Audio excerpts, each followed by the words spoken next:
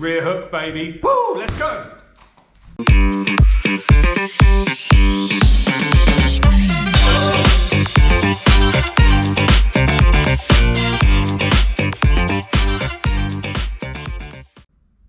Hey guys, welcome back to the channel. The rear hook. Now I don't want to sound like I'm repeating myself. It's very similar to what we've just done with the lead hook. However, we're going to go over some do's and don'ts, particularly the don'ts, because this is the big one for you right-handers. Also left-handers, it's your big left hand, and there's a lot to go wrong with it. Let's do it. So, the rear hook. Lots can go wrong, and it does. I often call it the kebab shop punch. This is the punch that you see people been out on the swally all night long, getting an argument at a kebab shop, and you see that. Not great technique. As always, it starts with the ground, but first thing, don't start it from down here. Okay, you see this a lot. You see a lot of people throw a jab, and then that hand comes down here and swooshes right round here. 100% don't do it. It's a body mechanics thing, so let's go through that now.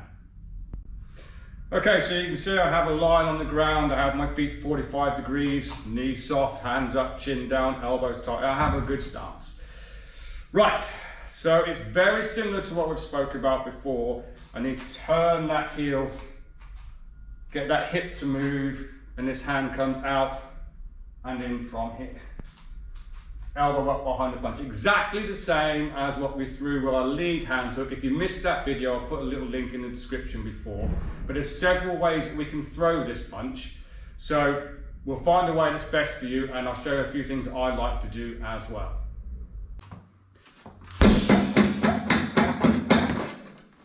Now you can see the problem. When I overpower the shot here, I've got no defense whatsoever. Okay, you want to imagine that you have a pole that you need to come back around. You can't go through that pole with your arm, otherwise you are going to overshoot. Typically done because this hip is back. This is a rear hook. We can't get as much turn as we can with the lead hook, so we get to about here and then swing past. So make sure you're pulling this shoulder back as far as you can, and then you can't go past your post and come back. Looks a bit like this. Much better, much safer. It's done with the rotations. Again, guys, that heel must lift, this shoulder must pull back, and you must retract that punch back to your chin. This is definitely a no-no. However, people always do it. With the aid of my trusty broomstick, with another way I'd like to do it, I call it stirring the pot. Now, before anyone puts in the comments you've got your hand down, I'm doing it for a reason so you can see. So, imagine this is like a big spoon and a big, I don't know, witch's cauldron, whatever, and you're stirring the pot, okay? I'm going right round the edge of the pot. This will stop me overpowering the shot, but if I use the body mechanics as well, you'll see I actually pull the shoulder back and come back. So I'm stirring the pot. If I really want to load that shot, I'm stirring the pot. So, that was rather noisy, wasn't it? We get here, stirring the pot. And that gets back to my chin rather than this, yeah? I really want to load it. I can stir. But we can combine the two. We can put two things together like I did at the start of the video. Stir the pot, add a roll. Then your big hook. Stir, roll. That's a very nice little combination to practice, but it still requires a little bit of footwork. I have to mechanically turn my feet, pull my shoulder back, roll under, hand back to the chin, come back up, and recover. Brilliant one to practice. Make sure you do. So same drill, I'm sorry I'm repeating myself, but these are great drills to help you develop them hooks. We've done this with the lead hand hook. We can do exactly the same thing here with our rear hook. We have a good stance, toe heel aligned, feet 45 degrees, okay, knees soft, hands up, chin down, elbows tight, bladed stance. I can send my one past the bag, and as I'm retracting that back, bring in my rear hook from there. And exactly what we did last time, we're just going to start nice and steady, and recover, and recover, and recover.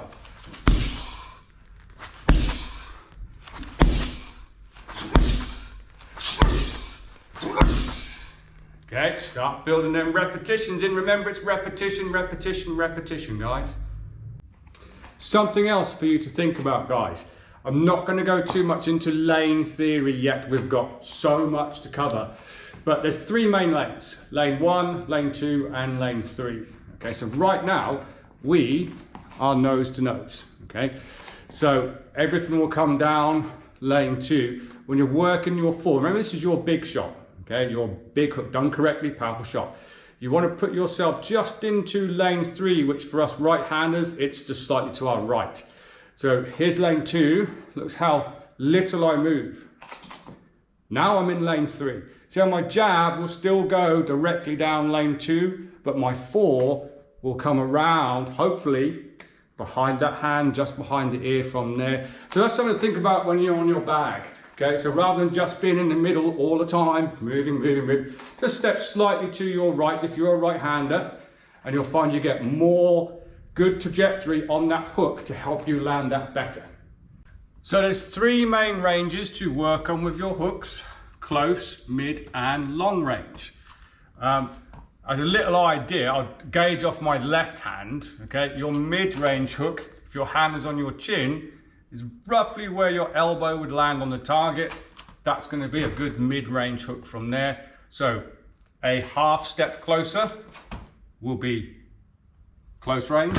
That might look like an uppercut to you. I'll explain that differently another time. Okay, that is not an uppercut. They are close range hooks. Half step back, that's your mid-range, and of course a half step back again is going to bring you into your long range. So a little drill that I like to get our guys to do is just to be in the close range, throw a hook, nice and controlled, take a little step back. Now it's a mid-range hook. Now step back again, long range hook. Don't forget to practice all 3 of your hooks as well, guys. I do love my hooks. I love long range hooks. One of my favorite combinations to work on the bag is a jab, a long range hook, and either another jab or another long range hook with a lead hand. So being from here, jab, long range rear hook, jab, or jab, long range hook, long range hook. There's a reason why I put the left hand on the end, or should I say the lead hand on the end. If you think about it this way, if I finish with my back hand, I've got to get all the way back here to my safe position again. Whereas I finish with the lead hand, that's got less distance to travel to get back to my safe position. So 2 ways you can practice that: jab, hook, roll, because there's going to be an incoming punch coming at you, or finish with your lead hand. Jab, hook, jab. Again, it's all in them rotations, guys. In the beginning of your journey, most people will be not thinking about all this from here. I cannot emphasize enough how much you need to continually practice that movement. Rotate, rotate, rotate. And there's another reason why I want to do it as well. Everyone loves the overhand right. The mechanics for your right hand or left hand if you're southpaw are exactly the same, but it's to do with this shoulder trajectory here, which we'll go over in another video. But basically, this is a right hook. So mechanically, I pull that shoulder back. See how my shoulder trajectory is horizontal? I do exactly the same mechanics, but my shoulder trajectory comes down, giving me the overhand right. Now, shadow boxing is a big thing. I love to get our guys to shadow box because, well, I keep saying it, when there's a target in front of you, you want to hit the pad, you want to hit the bag, that's when we tend to go a little bit ego and really swing and create those bad habits. And we don't want bad habits. During the pandemic, when we had to shut down, I had to figure out how to teach online, and I'd never done it before, so I had to figure it out. And it boiled down to shadow boxing. Everyone would be on the screen in front of me. I'd shout a combination, 1, 2, and we'd throw the punches. Guess how many threw their 1, 4 like that? The answer is none, because they had no target. Okay, they wasn't concentrating on hitting the target, they were concentrating on their technique. So I'd shout 1, 4, and they'd go and get their hand back to their guard. Vitally important that you keep doing these drills with good form, good shape, good technique, and shadow box it. Don't worry about hitting stuff so much just yet. Make sure you're getting your hands back to your guard and we're not doing some horrible thing like this. Bad idea. Good idea. So another thing for you guys to think about when you're shadow boxing your drills. This is something I don't like to see when people are shadow boxing. In the beginning, or by all means, set your feet toe heel aligned, feet 45 degrees, knees soft, hands up, chin down, elbows tight, bladed stance. In the beginning, when you're working mechanics, by all means, jab, hook, and recover. Trouble with that is if we're going to do a jab and a mid-range hook, that is a long-range attack followed by a mid-range attack, so it requires you to close the distance slightly. So, in a previous video we have covered a movement step and a recovery step. There's no reason why you can't start practicing these drills in your shadow boxing.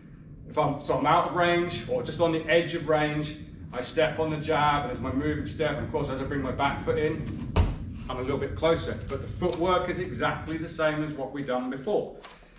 That foot comes in and turns, just like when we threw the straight backhand, the knees beneath my hip, my shoulder has turned from there. Jab, hook and recover. Or you can stir the pot. Yeah, jab, stir the pot and back. Make sure you put a little roll on the end of that as well though. Stir the pot, dip and recover. Brilliant one to practice, and the two of them go together like, I don't know, peanut butter and jam. Okay guys, bit of a shorter video there, a few details to go over. Again, if you like the content, give us a like and subscribe to the channel, it'll help the channel grow. It was a little bit short, not because it's not as important, it is important, but the details are almost identical to a video we done previously regarding the lead hand hook. Again, if you have missed that, I will leave a link in the description. But until next time, from me and Chaz, I'll see you soon.